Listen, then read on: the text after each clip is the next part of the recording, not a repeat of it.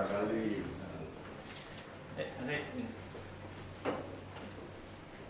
Syederlun, Ketua Dewan Kehormatan Penyelenggara Pemilu Hedi Lugito berkunjung ke kantor Serambi Indonesia di Menasamanyang, Kecamatan Inginjaya, Aceh Besar pada Jumat 4 Agustus 2023. Kedatangan Hedi Lugito ke kantor harian Serambi Indonesia disambut oleh pemimpin redaksi Serambi Indonesia Zainal Arifin M. Nur bersama News Manager Bukhari M. Ali, Redaktur Politik Hukum dan Keamanan Said Kamaruzzaman.